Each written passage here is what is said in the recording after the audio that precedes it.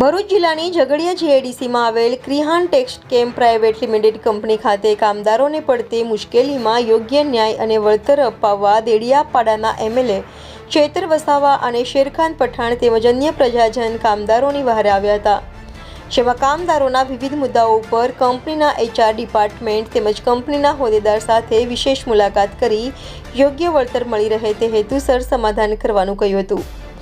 આ કંપની જેઓ છેલ્લા 10 વર્ષથી કામ કરી રહ્યા છે તેમની ટ્રેનિંગ કરાવી તેમનામાં સ્કિલ ડેવલપમેન્ટ કરી કાયમી ધોરણે કામગીરીમાં રાખવા જણાવ્યું હતું અને કદરોને યોગ્ય વળતરની સાથે સાથે PF મેડિકલ તેમજ સમયાનુસાર બોનસ પણ મળી રહે તેવી અપીલ કરી હતી।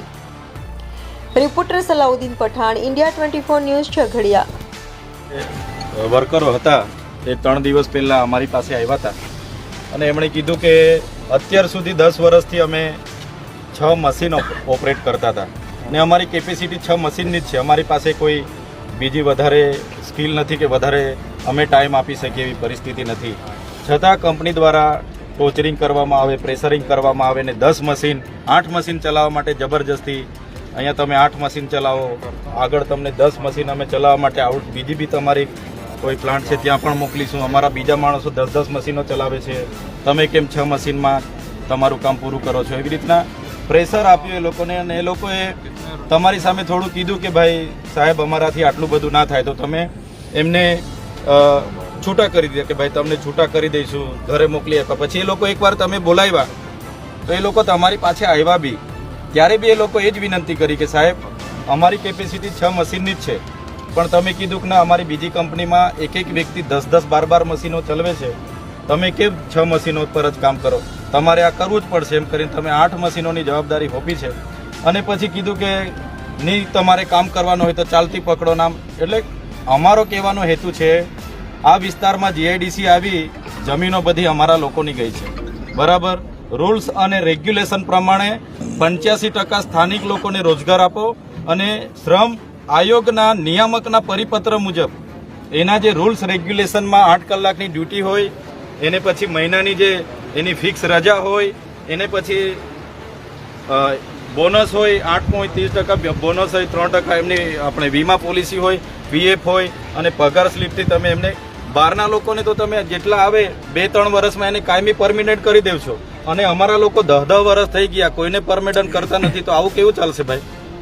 આજે તો એ લોકોની રજૂઆત છે એટલે અમે તમારી પાસે, અમારો હેતુ તમારી સાથે કોઈ જાતિ દુશ્મની અમારી નથી, આ પ્રશ્ન ઊભો થયો છે એટલા માટે આવ્યા છે કે ભાઈ બીજી વાર આ વસ્તુ થવું ના જોઈએ, પછી બીજી વાર પણ આ રીતના અમારા છોકરાઓ સાથે તમે કરશો તો અમે ચલાવવાના નથી, બરાબર છે।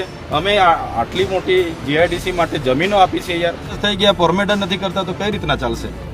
એટલે આવું બિલકુલ નહીં ચાલે। તમે શું કરવાના છો આ બાબતે અમને ક્લિયર કરી દો, નહીં તો પછી આગળ અમે ચાલુ કરીએ છીએ। પછી આ તમને કહી દીધું સાહેબ, હું બોલું? હા બોલો બોલો। વિજય સામલા છે, હું એકચ્યુઅલી HR ડિપાર્ટમેન્ટ ને અમારા અમોલ તાંબે સાહેબ છે, ઓપરેશન હેડ છે, બરાબર, બિઝનેસ હેડ છે અમારે નિમિષ ગર્ગ સાહેબ છે। તો જનરલી સાહેબ અમે અમારું જે સૌથી પહેલાં તો ખૂબ ખૂબ આભાર, તમે આવ્યા છો અમારા ઇન્ડસ્ટ્રીમાં, એટલીસ્ટ અમારું પણ પક્ષ અમને કહેવાનું મળશે। ના હવે તો આવતા જ રહેવાના છે અમે। ને બીજી વાત એ છે કે સર કે અમે લોકો કોઈને કાઢ્યું નથી, અમે લોકો કોઈને ના નથી પાડ્યું। એવું થયું હતું કે ભાઈ ઇન્ડસ્ટ્રી જે છે અમારી દિવાળી પછી બહુ ડિસ્ટર્બ હતી સર, બહુ ડિસ્ટર્બ એટલા માટે કેમ કે બહુ એબસેન્ટિઝમ હતા, છોકરાઓ આવતા નહીં હતા, અમારા જે અડધા કરતા મશીનો બંધ જ રહેતા હતા અને પ્રોડક્શન બહુ લોસ થયું હતું। એટલે અમે આ લોકોને કીધું તમે 8 મશીન ચલાવો, અમે તમારી જોડે છે, જે સ્કિલ જોઈશે એ અમે તમને આપીશું, એવું નથી કે અમે જોર જબરદસ્તી કરીએ। 8 મશીન તમે ચલાવો, 8 મશીનમાં જે મશીન તમારે ના ચાલે એટલે એની ઉપર બીજા માણસ વર્કઆઉટ કરશે, પણ તમે લો, એટલે એનાથી એવું હતું કે સર પ્રોડક્શન વધી શકે, મશીનો વધારે ઓપરેટ, એટલે અમારો મુદ્દો એ જ હતો। અમે છોકરાઓને કોઈ દિવસ ના નથી પાડી। એ ફર્સ્ટ શિફ્ટમાં આવ્યા તો શનિવારે આવીને ફર્સ્ટ શિફ્ટમાં સવારે જવાના હતા, ત્યારે જ મેં સમજાવ્યું તમે કરો, અમે બધા તમારી સાથ છે। ફર્સ્ટ શિફ્ટ ચલાવે, સેકન્ડ શિફ્ટથી એકાએક આવવાનું બંધ થઈ ગયા, કોઈને કોઈ ઇન્ટિમેશન નથી કર્યું, કઈ ઇન્ટિમેશન નથી।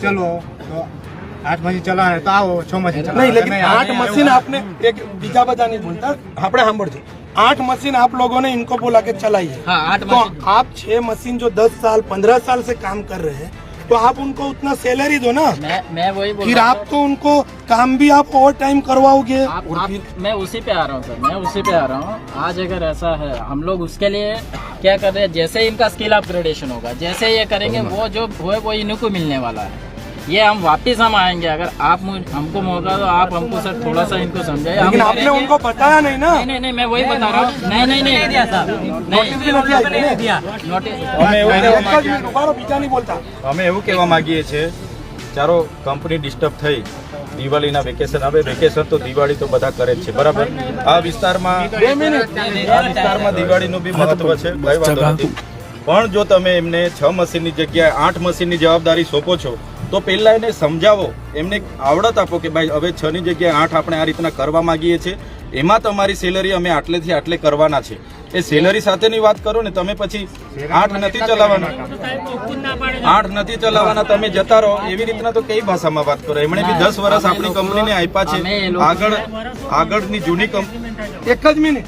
આગળની જૂની કંપનીમાં આ લોકો કામદાર હતા, પછી તમે આ ટેક ઓવર કરી છે, તમારી સાથે પણ એટલી ઈમાનદારીથી જ આ લોકો કામ કરે છે, તો તમે કેમ આવી રીતના પછી આ કઈ એમ જ છે કે તમે ડાયરેક્ટ 10 વર્ષના કર્મચારી કે ભાઈ તમારાથી થાય તો કરો, બાકી ચાલતી પકડો, આવી કેવી ભાષા છે તમારી? આવી રીતના તો કઈ રીતના તમારી કંપનીનો ગ્રોથ થશે? પછી જે